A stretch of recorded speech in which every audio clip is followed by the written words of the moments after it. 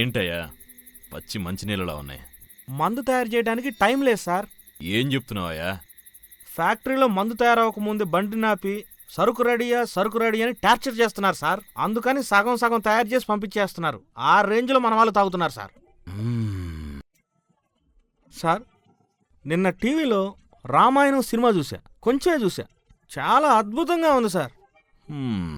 రామాయణం చూసి అంత రిలాక్స్గా ఉన్నావు సార్. నేను స్టేషన్లోనే కానిస్టేబుల్ని. ఇంట్లో అడుగు పెడితే మా ఆవిడికి మొగుణ్ణి. ఈ యూనిఫామ్ పక్కన పెట్టేస్తాను. నువ్వేదైనా చేసుకోరా, ఆ రామాయణం కథ చెప్పు. రామాయణం కథ మీకు తెలుసు కదా సార్? తెలుసు, అది చిన్న వయసులో చూసా. నువ్వు లేటెస్ట్గా చూసా అన్నావు కదా, ఏం మారిందో చెప్పు. అడుగుతున్నారు కాబట్టి చెబుతున్నా. రామాయణంలో దశరథుడికి 60,000 మంది పిల్లలు.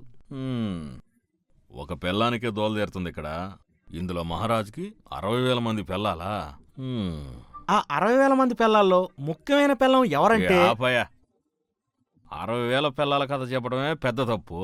అందులోనూ ముఖ్యమైన పిల్లం గురించి చెప్పడం క్షమించరాని తప్పు. రామాయణం కథని చాలా సింపుల్గా చెప్పు.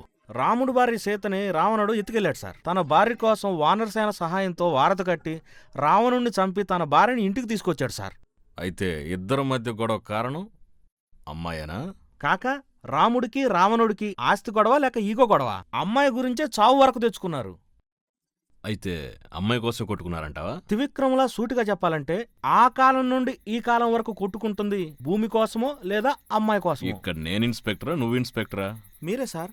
అయితే మూసుకొని తాగు. సార్ ఆ జగదీష్ మర్డర్ కేసు అయిపోయింది కదా సార్? ఎలా చెప్పగలిగావు? నిన్ననే ఆ లవర్ బాయ్ అన్ని ఐస్ బాక్స్ మూతలు చెక్ చేసి ఆ మూత సెట్ అవ్వలేదని చెప్పాడు కదా సార్. ఇంకేంటి చెప్పాడు, కానీ అన్ని ఐస్ బాక్సుల్లో 4 ఐస్ బాక్స్ మూతలు సెట్ కాలేదని చెప్పాడు. మరి ఈ కేసు ఇప్పుడు సాల్వ్ అవుదంటారా? అది నువ్వు ఇన్స్పెక్టర్ అయితే. అంటే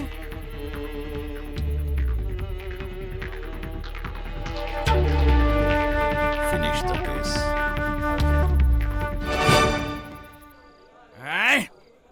తాగుతా నీ అబ్బా తాగుతా, తాగేసి వాగేసి నోలుతా. ఓయ్ పాల రేటు పెరుగుతుంటే మందు తాగొస్తున్నావేందా నువ్వు?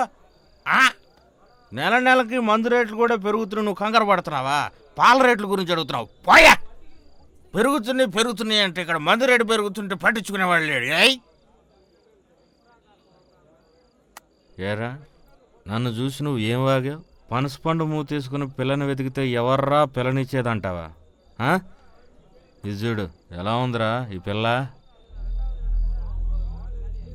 16 ఏళ్ల వయసులో శ్రీదేవిలాగుంది. నువ్వు అన్నట్టు శ్రీదేవిలాగుండే ఈ అమ్మాయి నన్ను పెళ్లి చేసుకుంటా అంది తెలుసా? ఏం చెప్తున్నావు? నమ్మలేకున్నా. నమ్మలేనివన్నీ వాటికి అవే జరగవు, మనమే జరిపించాలి. అంతా ప్లానా? అవును. నా చుట్టూ బాబు అనే కుర్రాడు తిరుగుతుంటాడు కదా, వాడికి అక్క ఉందని తెలుసు, కానీ ఎంత అందంగా ఉంటుందని తెలియదు. తను చూడగానే పెళ్లి చేసుకోవాలనుకున్నా, అయినా తన వయసు నా వయసుకి ఎలా జరుగుతుంది? ఎలా చేయాలని ఆలోచిస్తుంటే ఆ అమ్మాయి వాళ్ళ మామ తనని పెళ్లి చేసుకోవడానికి 2 లక్షలు డబ్బులు కావాలని పిల్లలు నా ముందుకు వచ్చి నిల్చున్నారు. అప్పుడే అనుకున్న దేవుడు నా కోసం తలుపులు తెరిచాడని. అదే 2 లక్షలు ఎలాగైనా సంపాదించాలని ఆ పిల్లలతో కలిసి నేను ప్లాన్ చేశాను. అదే సమయంలో మానస పెళ్లి చేసుకోబోయే పెళ్లి కొడుకు ఎవరా అని అతను ఊరికి వెళ్ళి అతని గురించి అన్నీ తెలుసుకున్నాను.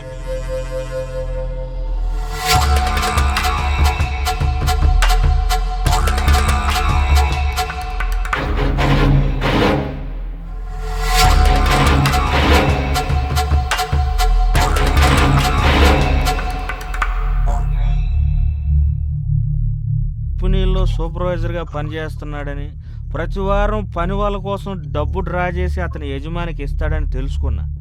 అప్పుడే ఆ పిల్లలు 2 లక్షల కోసం బ్యాంకులో దొంగతనం చేద్దామని అన్నారు. అప్పుడు నేను బ్యాంకులో దొంగతనం చేస్తే దొరికిపోతామని తెలివిగా చెప్పాను. నాకు తెలుసు బ్యాంకులో దొంగతనం చేయడం కుదరదు.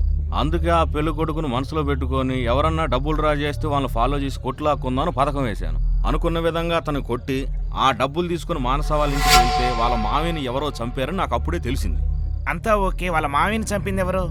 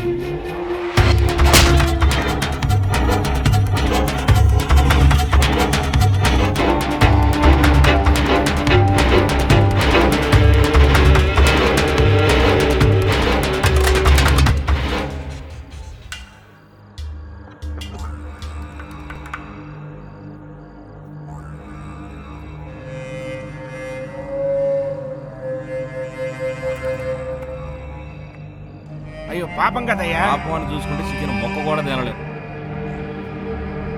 నిన్నంతగా నమ్మితే ఇంత ద్రోహం చేస్తావా? నమ్మితేనే కదయ్యా ద్రోహం చేయగలం. తాగరా తాగి చూడరా చూలే అలా సిమ్ చెప్తారు ఒకటి అనా కొన్ని పక్క జరిగి.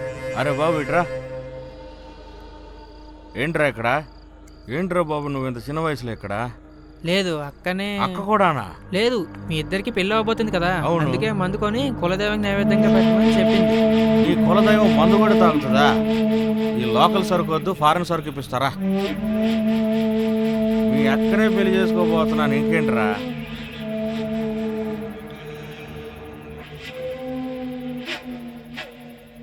ఈరోజు ఫుల్గా తాగా, ఎందుకో తెలుసా?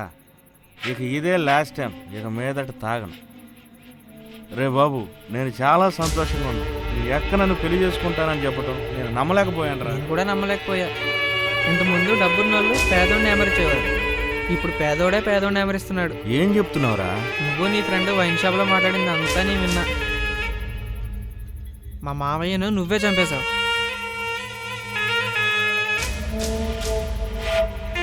అదేంటంటే మొత్తం నాకు తెలుసు.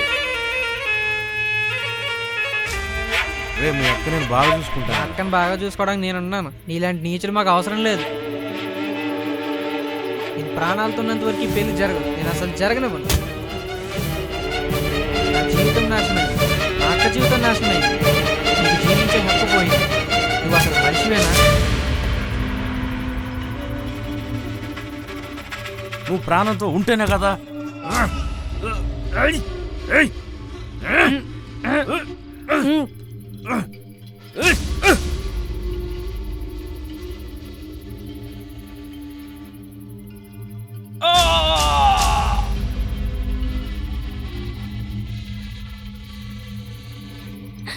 నువ్వు నా జీవితం అంతా తోడుంటావని అనుకున్నాను.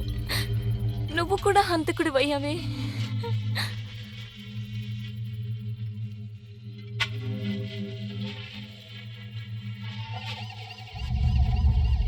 అక్క, చెడ్డోళ్ళని దేవుడు సంహరిస్తాడని నువ్వే చెప్పావు కదా.